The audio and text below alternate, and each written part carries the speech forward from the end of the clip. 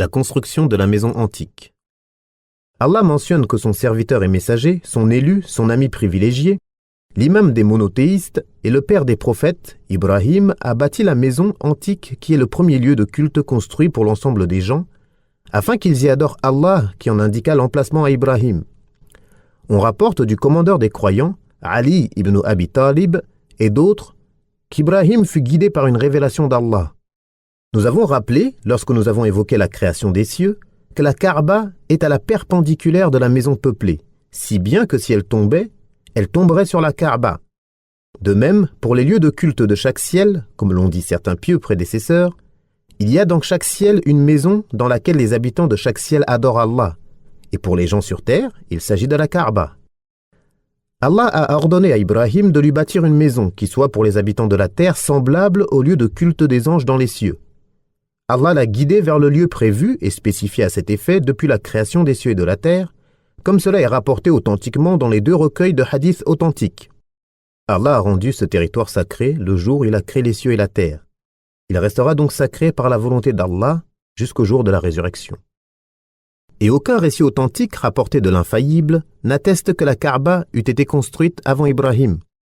Et celui qui s'appuie sur la parole d'Allah, et lorsque nous avons indiqué à Ibrahim l'emplacement de la maison sacrée, pour étayer sa position, cela n'est nullement apparent dans le texte, car le sens de ce verset est que ce lieu fut prédestiné pour accueillir la Kaaba dans la science d'Allah, inscrit dans sa prédestination. Ce territoire est glorifié par les prophètes depuis Adam jusqu'à l'époque d'Ibrahim. Allah dit « La première maison qui ait été édifiée pour les gens est celle de Bakka, la Mecque, comme bénédiction et guidée pour l'univers. » C'est-à-dire que la première construction, qui fut une bénédiction et une guidée pour l'ensemble des gens, est la maison se situant à Bakka, nommée également Makka, ou encore le lieu de la Kaaba. Vous y trouverez des signes évidents, c'est-à-dire qui prouvent que cette construction fut l'œuvre de l'ami privilégié d'Allah, le père des prophètes qui lui succéderont, et l'imam des monothéistes parmi ceux de sa descendance qui suivent sa voie et le prennent pour exemple. C'est pour cela qu'Allah dit parmi lesquels l'endroit où Ibrahim s'est tenu debout, c'est-à-dire le rocher sur lequel il se tenait debout lorsque la construction prit de la hauteur. Son fils, Ismaïl, posa alors ce fameux rocher lorsque la construction s'éleva et que la cour prit de l'ampleur, comme nous l'avons déjà vu dans le long hadith d'Ibn Abbas. Ce rocher était collé au mur de la Kaaba, tel qu'il était depuis des siècles jusqu'à l'époque de Omar ibn al-Khattab, qui l'éloigna quelque peu pour ne pas distraire ceux qui prient à côté ou ceux qui tournent autour de la Kaaba. Omar ibn al-Khattab fut suivi en cela car son Seigneur lui donna raison à plusieurs reprises, comme lorsqu'il dit au prophète « Pourquoi ne pas faire de la station d'Ibrahim un lieu de prière ?» Et Allah révéla « Prenez donc pour lieu de prière l'endroit où Ibrahim se tint debout. » Et jusqu'au début de l'islam, on pouvait voir les traces des pieds d'Ibrahim sur le rocher. Et c'est pourquoi Abu Talib a dit dans sa célèbre prose Al-Lamiyah « Et les traces de pas d'Ibrahim dans la roche sont encore fraîches, de ses pieds nus et déchaussés. » C'est-à-dire que ses nobles pieds se sont enfoncés dans la roche et ont laissé les traces de ses pieds nus, déchaussés. C'est pourquoi Allah dit « Et quand Ibrahim et Ismaïl élevèrent les fondations de la maison sacrée, ils dirent « Ô Seigneur, accepte ceci de notre part. Tu es certes celui qui entend tout, celui qui sait tout. » Alors qu'ils étaient au summum de la sincérité et de l'obéissance envers Allah, ils demandèrent à Allah, celui qui entend tout et sait tout, qu'il accepte l'œuvre immense et l'effort louable qu'ils accomplissaient. Seigneur, fais que nous, ainsi qu'une partie de notre descendance, nous soumettions à toi. Montre-nous nos rites et accepte notre repentir. Tu es certes celui qui accueille le repentir, le miséricordieux. Ibrahim a donc bâti le plus noble des lieux de culte sur le plus noble des territoires, en une vallée ne contenant aucune culture. Il demanda la bénédiction pour ses habitants et qu'Allah leur accorde des fruits malgré le manque d'eau et l'absence d'arbres, de culture et d'arbres fruitiers. Il demanda également à Allah qu'il en fasse un territoire sacré et sûr. Allah exauça sa demande et c'est à lui que revient la louange, répondit à son invocation et lui accorda ce qu'il voulait. Allah dit « Ne voit-il pas que vraiment nous avons fait un sanctuaire sûr, la Mecque, alors que tout autour d'eux, les gens se font enlever? Ne les avons-nous pas établis dans une enceinte sacrée, sûre, vers laquelle des produits de toutes sortes sont apportés comme attribution de notre part? Il demanda à Allah de susciter parmi eux un messager, c'est-à-dire un messager de leur ethnie, parlant leur langue éloquente et claire, afin qu'ils atteignent deux bienfaits, matériels et religieux, et la réussite dans ce bas monde et l'au-delà. Allah répondit à son invocation et suscita parmi eux un prophète. Et quel prophète? Par lequel il scella la prophétie. Il compléta pour lui sa religion d'une manière qu'il n'accorda à personne avant lui, et son message atteignit l'ensemble des habitants de la terre, malgré leurs différences d'ethnie, de langue et de type, dans tous les pays et à toutes les époques, jusqu'au jour de la résurrection. C'est là une spécificité qu'on lui a accordée parmi tous les prophètes, en raison de son mérite, de la perfection de son message, de la noblesse de sa région, l'éloquence de sa langue, la perfection de sa mansuétude, douceur et miséricorde vis-à-vis de sa communauté, sa magnanimité, sa clémence, l'éminence de naissance et l'excellence de ses origines. Ibrahim, l'ami privilégié d'Allah, a mérité du fait qu'il ait bâti la Kaaba pour les habitants de la terre, d'avoir sa place, son degré et sa position dans la maison peuplée, qui est la Kaaba des habitants du 7e ciel, une maison bénie et honorée où entrent chaque jour 70 000 anges pour s'adonner à l'adoration et où ils ne reviendront pas avant le jour de la résurrection et du rassemblement. Nous avons rappelé dans At-Tafsir, lors de l'exégèse de Surat Al-Baqarah, la manière dont s'est déroulée la construction et les récits rapportés à ce sujet, et cela est suffisant. Donc, quiconque le désire, qu'il y revienne, et la louange appartient à Allah. La Kaaba était très grande à l'époque d'Ibrahim, puis le peuple de Quraysh l'a bâtie de nouveau, mais sur des bases plus petites que les fondations d'Ibrahim sur une de ses longueurs. Aïcha rapporte que le messager d'Allah a dit « Ne sais-tu pas que lorsque ton peuple a construit la Kaaba, ils l'ont fait sur des bases plus petites que les fondations d'Ibrahim ?» Elle dit « Ô messager d'Allah, pourquoi ne la construis-tu pas sur les fondations d'Ibrahim » Il répondit « Si ton peuple n'avait pas quitté depuis si peu de temps la mécréance, je l'aurais fait. » Et dans une version, « Si ton peuple n'avait pas quitté depuis si peu de temps l'époque d'ignorance ou la mécréance, j'aurais dépensé sur le sentier d'Allah le trésor de la Kaaba. J'aurais mis sa porte au niveau du sol et j'y aurais inclus l'enceinte d'Ibrahim. » Lors de sa période de gouvernance, Ibn Zubayr l'édifia selon les indications du messager d'Allah que lui transmit sa tante Aïcha, la mère des croyants. Mais lorsqu'Al-Hajjaj le tua en l'an 74, il écrivit à Abdul Malik ibn Marwan, le calife de l'époque, et ils estimèrent qu'Ibn Zubayr avait fait cela de sa propre initiative. Et il ordonna qu'on lui redonne sa forme d'origine, les fondations de Quraysh. Ils abattirent le mur nord, sortirent l'enceinte d'Ibrahim, puis fermèrent le mur en jetant les pierres restantes dans la Kaaba. Ils élevèrent la porte ouest et obstruèrent totalement la porte est, comme on peut le voir aujourd'hui. Puis, lorsqu'ils apprirent qu'Ibn Zubayr avait fait cela suite à ce que lui apprit Aïcha, la mère des croyants, ils regrettèrent de ne pas l'avoir laissée telle qu'elle était. Puis, à l'époque du califat d'Al-Mahdi ibn Mansour, il demanda à l'imam Malik ibn Anas ce qu'il pensait de l'idée de la bâtir de nouveau à la manière d'Ibn Zubayr. Il lui répondit qu'il craignait que cela ne devienne un jeu pour les rois, c'est-à-dire qu'à chaque fois qu'un roi est intronisé, il la bâtit comme il le souhaite. Et cela resta donc ainsi, tel qu'on peut la voir aujourd'hui. Les éloges d'Allah et de son noble messager adressés à Ibrahim, le serviteur et l'ami privilégié. Allah dit « Et rappelle-toi, lorsque ton Seigneur a éprouvé Ibrahim par ses commandements et qu'il les a accomplis, il lui dit « Je vais faire de toi un exemple à suivre pour les gens. » Ibrahim demanda « Et parmi ma descendance ?» Allah répondit « Mon engagement ne s'applique pas aux injustes. » Après qu'il eut accompli les tâches immenses qu'Allah lui a imposées, Allah en fit un guide pour les gens afin qu'ils le prennent comme exemple et suivent sa voie. Il demanda à Allah que cet imamat soit continu, perdure dans sa descendance et soit éternel. Sa demande fut exaucée et il fut investi de la fonction de guide. De cette faveur furent privés les injustes et elle fut accordée aux savants pieux de sa descendance.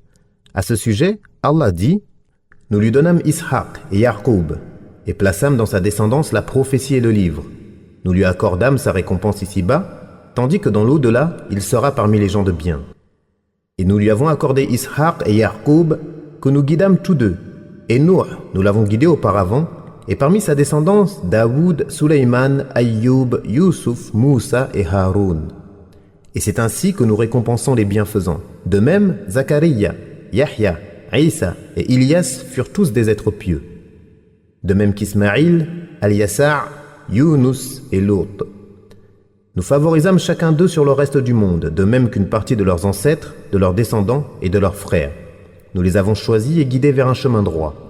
Lorsqu'Allah dit « et parmi sa descendance », il signifie la descendance d'Ibrahim, selon l'avis le plus communément partagé. Et même si Lot est son neveu, il n'en demeure pas moins qu'il entre dans sa descendance globale. C'est ce point qui a amené certains à dire que cette partie du verset désignait Nuh, ainsi que nous l'avons rappelé dans son récit. Et Allah est plus savant. Nous avons envoyé Nuh et Ibrahim, et nous avons accordé à leur descendance la prophétie et le livre. Certains furent bien guidés, mais la plupart furent pervers. Ainsi, tout livre descendu du ciel sur un prophète après Ibrahim le fut sur l'un de ses descendants. C'est un don éminent et inégalé, et un haut degré que l'on ne peut surpasser. Ainsi, de ses reins sont nés 2 fils prestigieux, Ismaïl, né de Hajar, et Ishaq, né de Sarah. De ces derniers est né Yaqub, ou Israël, auxquels sont liées toutes les tribus juives. La prophétie resta longtemps parmi eux, et leurs prophètes furent tellement nombreux que seul celui qui les a envoyés et élus pour porter son message et la prophétie connaît leur nombre exact. Et le dernier de leurs messagers fut Isa ibn Maryam. Quant à Ismaïl, sa descendance fut composée des diverses tribus arabes, comme nous le verrons plus loin, si Allah le veut. Dans sa descendance, on ne trouve aucun prophète, excepté le sceau de tous les prophètes et leur maître incontesté, la gloire des fils d'Adam en ce monde et dans l'au-delà, Muhammad ibn Abdillah ibn Abdil Muttalib ibn Hashim, le Qurayshite, le Hashimite, le Mécois puis le Médinois, que les éloges et le salut d'Allah soient sur lui. De ce noble rameau et de cette branche élevée, il n'y eut que ce joyau magnifique, cette perle éclatante, la plus belle perle du collier, le maître dont s'enorgueillissent tous les croyants et qu'envient les premiers et les derniers jusqu'au jour de la résurrection. Ainsi le prophète a dit « Je serai dans une position telle que toutes les créatures, y compris Ibrahim, se tourneront vers moi. » Ce magnifique éloge, fait à Ibrahim par le prophète, prouve que celui-ci est la meilleure des créatures après lui auprès du Créateur, que ce soit dans ce monde ou le jour où Allah dévoilera une partie de sa jambe, le jour de la résurrection, ainsi qu'Allah nous en informe dans Surat Al-Qalam. Ibn Abbas rapporte que le messager d'Allah protégeait Al-Hassan et Al-Hussein par ces paroles. « Je cherche protection pour vous auprès des décrets parfaits d'Allah contre tout démon et bête venimeuse et contre tout mauvais œil. » Puis il ajoutait « C'est ainsi que votre père Ibrahim protégeait Ismaïl et Ishaq. » Allah dit « Et quand Ibrahim dit « Seigneur, montre-moi comment tu ressuscites les morts. » Allah dit « Ne crois-tu pas encore ? Si, mais je demande cela afin que mon cœur soit rassuré. » Allah dit « Prends 4 oiseaux, rassemble-les et découpe-les, puis, sur chaque sommet de montagne, mets-en une partie, ensuite appelle-les. Ils viendront à toi en toute hâte, et sache qu'Allah est puissant et sage. » En substance, Allah a accédé à la demande d'Ibrahim et lui a ordonné de prendre 4 oiseaux, sur la nature desquels les gens ont divergé, de les couper en séparant leur chair de leur plumage, de mélanger le tout, puis de le diviser en 4 parties et de mettre chaque partie sur le sommet d'une montagne. Ibrahim s'exécuta, puis on lui ordonna de les appeler avec la permission de leur Seigneur. Il s'exécuta et chaque membre se mit à s'envoler vers l'autre et chaque plume vers l'autre, jusqu'à ce que chaque oiseau ne revienne à son état initial. Ibrahim contemplait le pouvoir de celui qui dit à une chose « soit » et elle est. Ils vinrent à lui en marchant afin qu'il puisse les voir plus clairement que s'ils venaient en volant. On rapporte aussi qu'on lui ordonna de garder leur tête dans ses mains et que chaque oiseau vint reprendre sa tête et se mettait naturellement sur son tronc comme auparavant. Il n'y a de divinité digne d'adoration qu'Allah. Ibrahim connaissait le pouvoir d'Allah de ressusciter les morts et en était pleinement convaincu, sans aucune opposition. Mais il voulut voir cela de ses propres yeux et passer de la connaissance de la certitude à l'essence de la certitude. Et Allah a répondu à sa demande et lui a accordé le summum de tous ses espoirs. Allah dit « Ô gens du livre, pourquoi polémiquez-vous au sujet d'Ibrahim alors que la Torah et l'Évangile ne sont descendus qu'après lui? Ne raisonnez-vous donc pas? Vous avez bel et bien polémiqué à propos d'une chose que vous savez. Mais pourquoi polémiquez-vous sur des choses dont vous ne savez rien? Allah sait tandis que vous ne savez pas. Ibrahim n'était ni juif ni chrétien. Il était musulman, entièrement soumis à Allah, et il n'était point du nombre des polythéistes. Certes, les hommes les plus en droit de se réclamer d'Ibrahim sont ceux qui l'ont suivi, ainsi que ce prophète-ci et ceux qui ont cru. Et Allah est l'allié des croyants. Allah blâme les gens du livre, juifs et chrétiens, car ils prétendent qu'Ibrahim professait leur religion et suivait leur voie. Mais Allah l'a innocenté d'eux et a montré leur grande ignorance et leur manque de raison en disant « La Torah et l'Évangile ne sont descendus qu'après lui. » Ainsi, comment aurait-il pu professer votre religion alors que ce qu'on vous a légiféré n'est venu que bien après lui? C'est pourquoi il dit « Ne raisonnez-vous donc pas ?» Puis il dit « Ibrahim n'était ni juif ni chrétien, il était musulman entièrement soumis à Allah et il n'était point du nombre des polythéistes. » Il montra ainsi qu'Ibrahim était au contraire sur la voie de la religion monothéiste, droite, d'Allah, contraire au judaïsme, au christianisme et au polythéisme. Allah dit « Ne se détourne de la religion d'Ibrahim que celui qui a égaré son âme. Et certes, nous avons choisi Ibrahim en ce monde et il est dans l'au-delà parmi les gens de bien. Lorsque son Seigneur lui dit « Soumets-toi », il dit « Je me soumets au Seigneur de l'univers. » Et c'est ce qu'Ibrahim recommanda à ses fils, de même que Yaqub. « Ô mes fils, Allah a choisi pour vous la religion, donc ne mourrez que soumis à Allah. » Étiez-vous témoin quand la mort se présenta à Yaqub et qu'il dit à ses fils « Qu'adorerez-vous après ma mort ?» Ils répondirent « Nous adorerons ton Dieu et le Dieu de tes pères, Ibrahim, Ismaïl et Ishaq, un Dieu unique, et nous sommes soumis à lui. Cette génération est passée, à elle ce qu'elle a acquis, et à vous ce que vous avez acquis. Et on ne vous demandera pas compte de ce qu'ils faisaient. » Ils disent « Soyez juifs ou chrétiens, vous serez bien guidés. » Dis « Non, mais nous suivons la religion d'Ibrahim, qui pratiquait l'unicité pure et ne faisait point partie des polythéistes. » Dites « Nous croyons en Allah, et en ce qui nous a été révélé, et en ce qui a été révélé à Ibrahim, Ismaïl, Ishaq, Yaqub et ses descendants, et en ce qui a été donné à Moussa et Isa, et en tout ce qui a été donné aux prophètes venant de leur Seigneur. Nous ne faisons aucune distinction entre eux, et à lui nous sommes soumis. S'ils croient à ce à quoi vous croyez, ils seront sur la bonne voie, et s'ils s'en détournent, ils seront en rupture. Alors Allah te suffira contre eux. Il est celui qui entend tout, celui qui sait tout.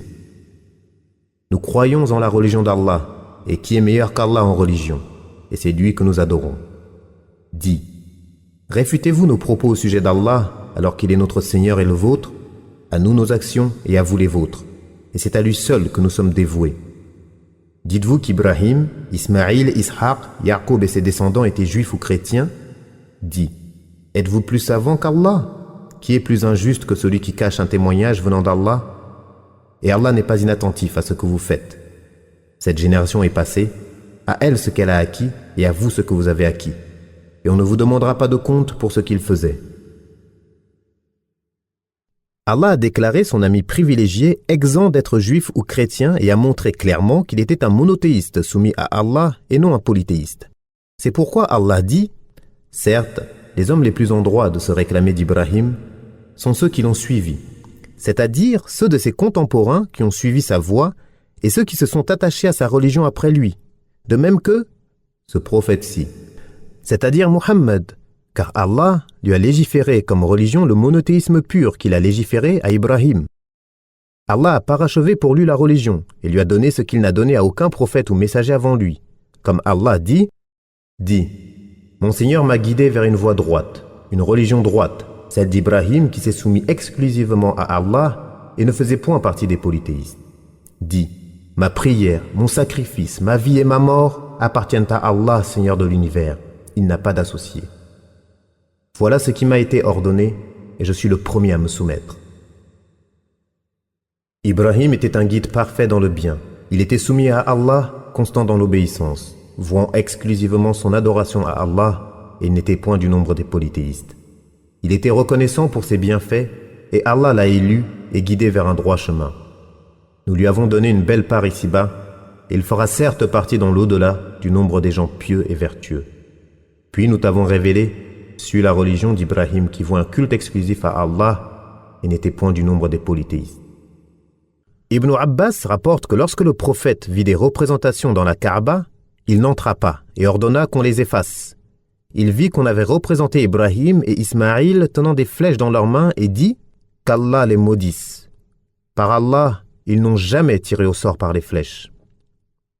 Et dans certaines versions, qu'Allah les maudisse. Ils savent pourtant que notre cheikh n'a jamais tiré au sort. Ibrahim était un guide parfait dans le bien, c'est-à-dire un exemple, un imam qui appelait au bien et dans lequel on le suivait. Il était soumis à Allah, en toute situation, dans ses moments d'activité et de repos, vouant exclusivement son adoration à Allah, avec science, et il n'était point du nombre des polythéistes.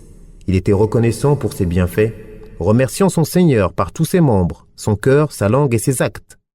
Allah l'a élu, c'est-à-dire choisi pour lui-même, pour porter son message et pour devenir son ami privilégié, rassemblant pour lui les biens de ce monde et de l'au-delà.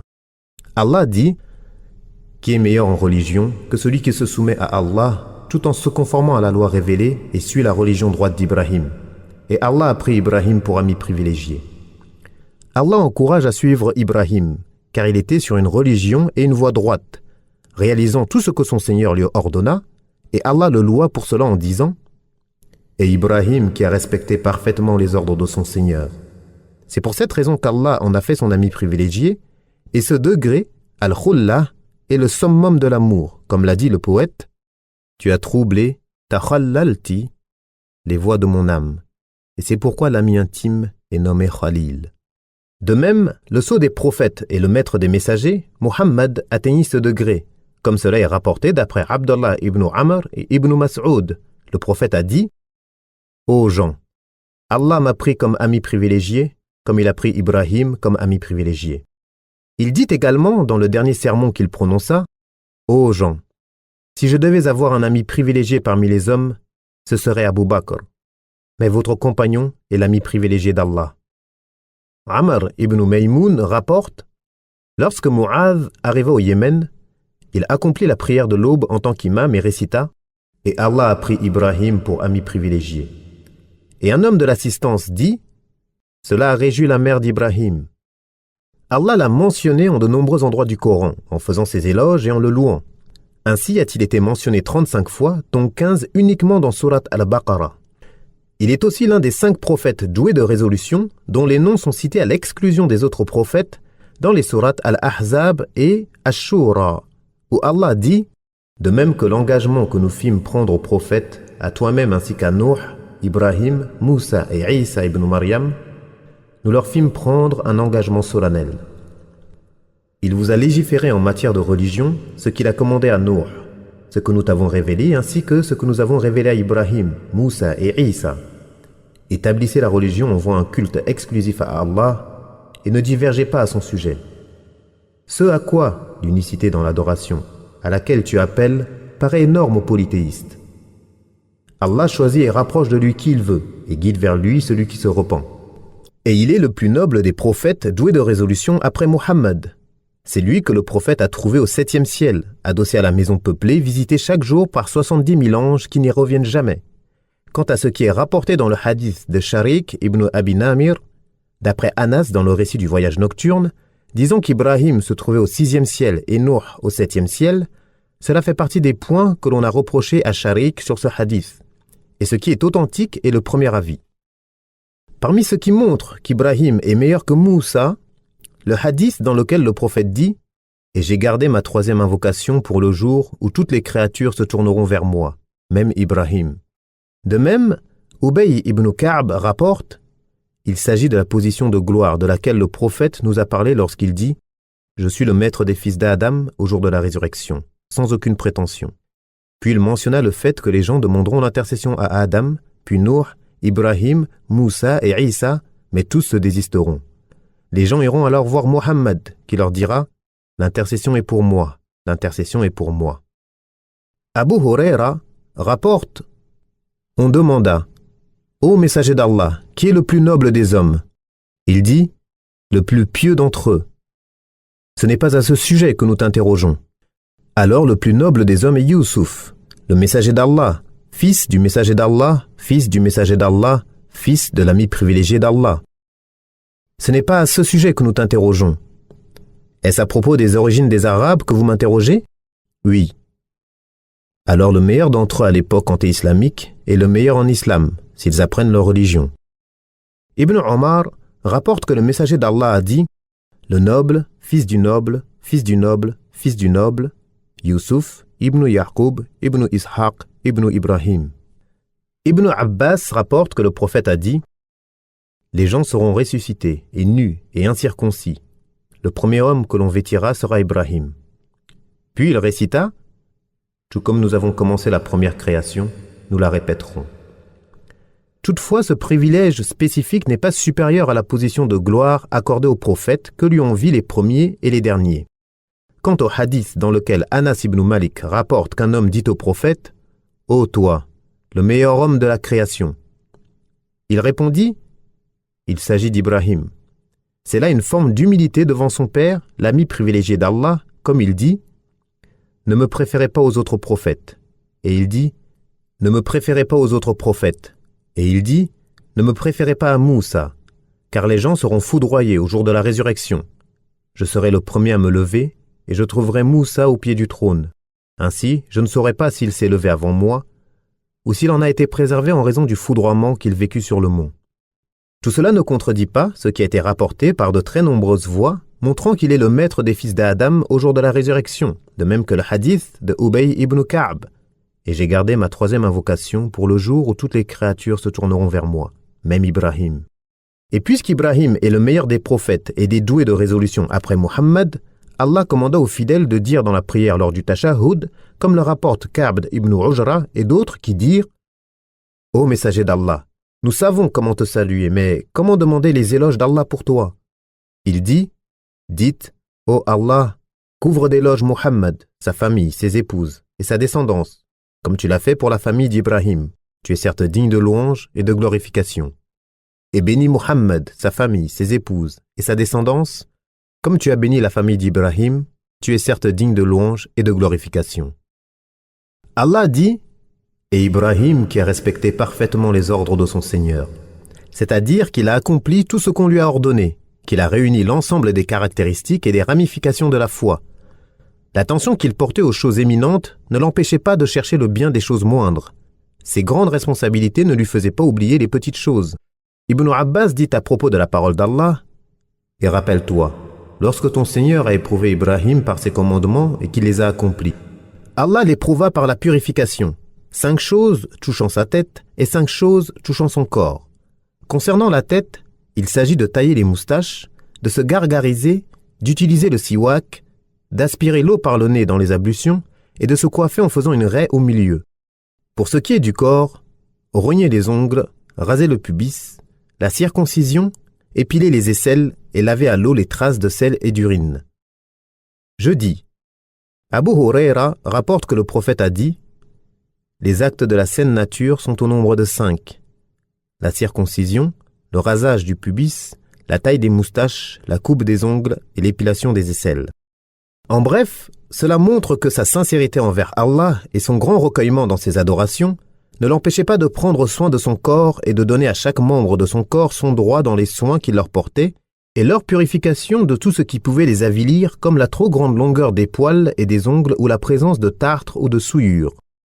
Et tout cela entre sous la généralité de la parole d'Allah et Ibrahim qui a respecté parfaitement les ordres de son Seigneur.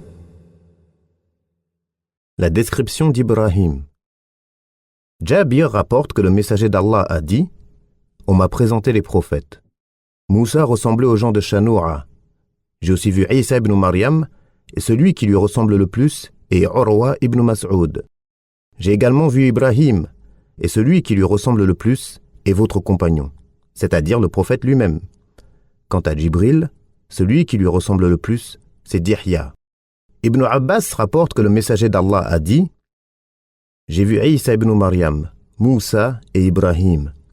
Isa avait le teint rouge, les cheveux frisés et la poitrine large. Quant à Moussa, il était mat de peau et corpulent. On lui demanda « Et Ibrahim ?»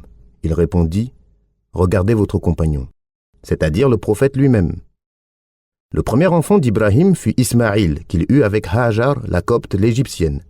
Puis, il eut Ishaq avec Sarah, sa cousine. Puis il épousa Qantoura bint Yaqtan al-Kan'aniya, avec laquelle il eut 6 enfants, Midian, Zimran, Shouhan, Yaqshan, Madan, Yishbaq, et le 6e ne fut pas nommé. Puis il épousa Hajoun bint Amin, avec laquelle il eut 5 enfants, Kisan, Souraj, Amim, Loutan et Nafis, ainsi que l'a rappelé Abul Qasim as-Suhaili dans son ouvrage التعريف والإعلام.